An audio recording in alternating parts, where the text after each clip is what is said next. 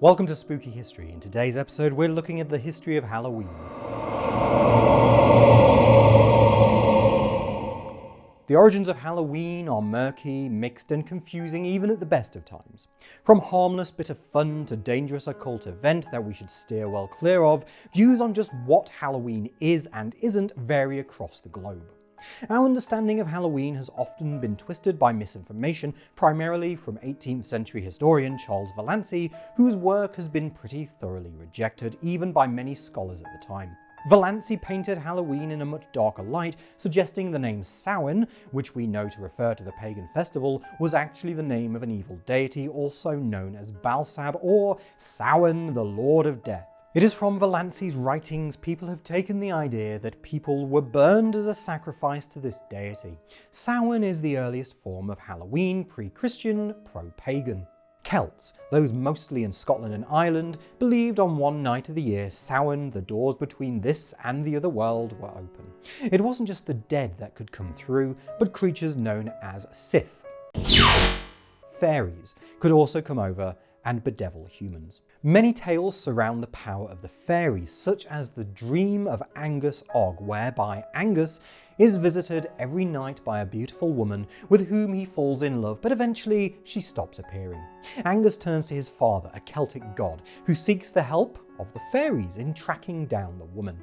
Eventually she is found and Angus approaches her father, himself a king, for her hand. When he refuses, Angus leads an army to devastate the kingdom. It is soon discovered why the king was so protective. His daughter was bewitched, spending alternating years as a human and the others as a swan. Angus refuses to let this little problem affect his love, so he himself turns into a swan and flies away with the princess.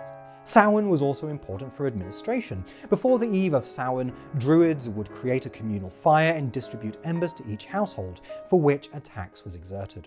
Along with Beltane on May 1st, one of the two most important dates in the pagan calendar, in practical terms the end of summer and start of winter.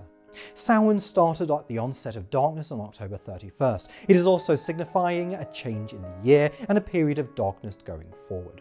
Samhain was a time for celebration, love, party, and essentially seeing in the new seasons. But how did such a niche pagan event become such a massive festival on the Western world stage? Well, that was a combination of Christian theft and American capitalism, because of course it was. Early Christianity was hugely successful in its spread, primarily because it was usurp existing beliefs and give them a Christian flavour. Not surprising considering the Roman influence on its spread and their own history of stealing from the Greeks. In 601 AD, Pope Gregory suggested that existing temples' beliefs and practices, including sacrifice rituals, were allowed to continue but giving them a Christian lick of paint. A Roman festival by the name of Lemuria, celebrated over 3 days in May, was converted by Christians into All Saints' Day. Later, around the 8th century, the date was moved to November the 1st, most likely as a way to encourage the Christianized Celts to drop the last vestiges of their old beliefs. Shortly after, November the 2nd was created as All Souls' Day, and the adoption of the festival for Christian ends was complete. All Saints' Day, also known as All Hallows, being celebrated on November the 1st, made October the 31st All Hallows Eve, and the first of the 3-day festival where we celebrate, unsurprisingly, all the saints, like all of them. Even the singers from the 1990s. Over time, All Hallows Eve, the start of this festival, morphed into Halloween. It was a festival that mixed somber reflection on the topic of death and the afterlife, and also joyous celebration with bells ringing and feasts prepared. One of the earliest mentions of the word we'd recognise as Halloween came in 1493. "Good friends, such a day ye shall have on All Hallow Night." So big did this festival become that the ever-moody King Henry VIII, in between executing wives, tried to ban the ringing of bells on Halloween night, as did Elizabeth after him, but many churches refused, continuing the practice despite receiving fines, which, considering what Henry did to churches around this time, was fairly light going. Halloween was also seen by many as the start of the Christmas season, something that hasn't changed to this day. A servant from the household was chosen to be the Lord of Misrule, or Abbot of Unreason in Scotland, and was responsible for arranging the celebrations. One region where Halloween retained much of its pagan influence was Scotland, and it's both there and in Ireland where we start to see the greatest fusion of pagan and Christian. Edinburgh in Scotland is one city where to this day the entire place comes to a crawl on Halloween night for the Samhain fire procession and enjoyably excessive celebrations upon Calton Hill.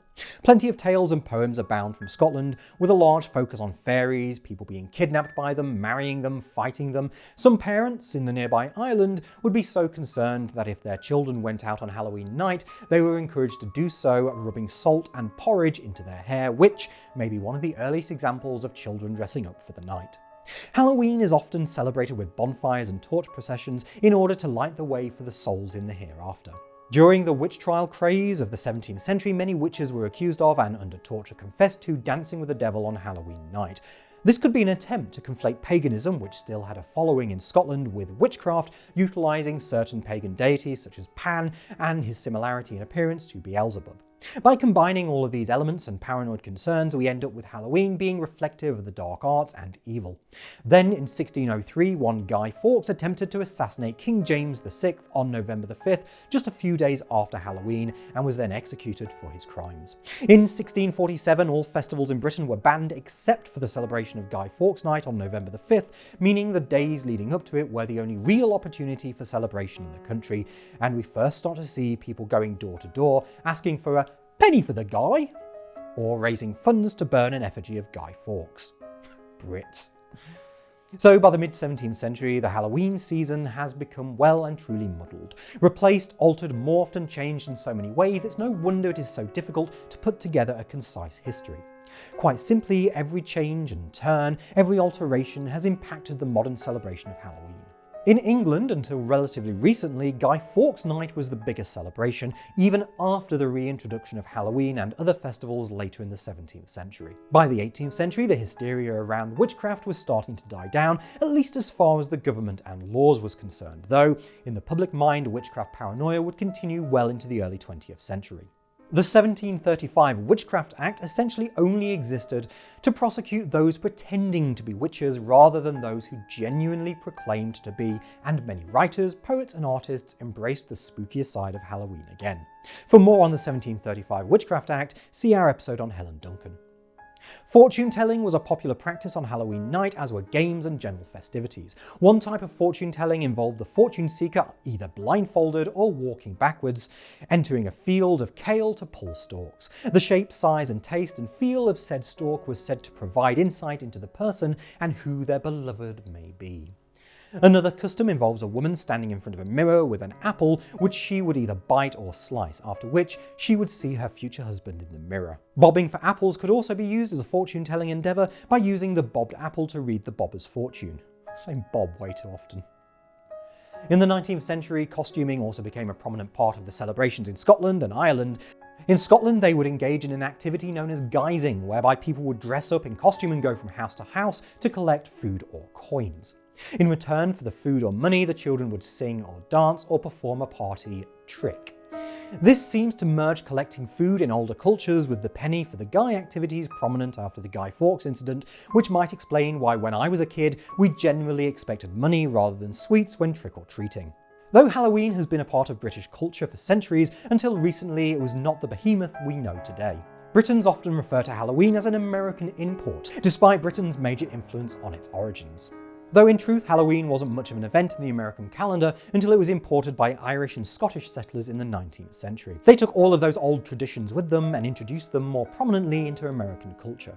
They did, of course, make some changes. It was common in Britain to carve turnips on Halloween, reportedly to warn off evil spirits, but in America the pumpkin became prominent as the carving tool of choice and became a symbol of Halloween, primarily because it is far easier to carve them than a turnip. Pumpkins had been carved before the introduction of Halloween to the States, so it was an easy adoption, and the pumpkin would become even more prominent thanks to its inclusion in the tale The Legend of Sleepy Hollow, despite the story not even mentioning Halloween. But the thing that really helped cement Halloween as an American tradition was the Great Depression of the 1930s and the post-Second World War society. Thanks to the Celtic settlement, Halloween was recognised each year, but a lot of it related to feasting and festivals, something that would face a major struggle in the early mid-20th century. Due to a lack of resources and funds, groups of children and families would go from house to house to engage in celebrations more cheaply, and with this evolving into asking for food. The earliest recorded incident of specifically trick-or-treating in connection with Halloween is from a 1927 Canadian newspaper. It would take a couple of decades for trick-or-treating to properly take hold, but once it did, it became an integral part of Halloween tradition.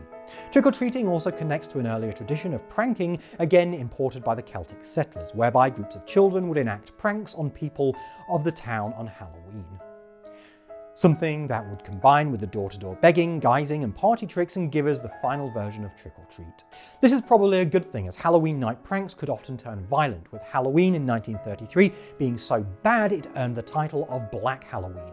Trick-or-treat is itself such a large topic that it will need its own video. Even the colours we associate with Halloween, mostly orange and purple, are a result of the Americanization, with pumpkins and darkness supplanting the earthier colours previously associated with the festival. As the children of this generation grew up, they were reluctant to let go of the spookier fun that had as kids, and so we saw a boom of horror movies, haunted events, parties and celebrations. But it was still very much an American thing. It was during the 1990s when Halloween and the commercialized American style began to take roots in the rest of the world, at least the Western world. There are various factors in this, Americans emigrating and taking their traditions with them, much like how the original settlers took their version of Halloween and broadened interest in the history behind Halloween, but we must look at the power of television and movies. With Halloween being such a prominent part of American culture, it was inevitable it would seep into films and television.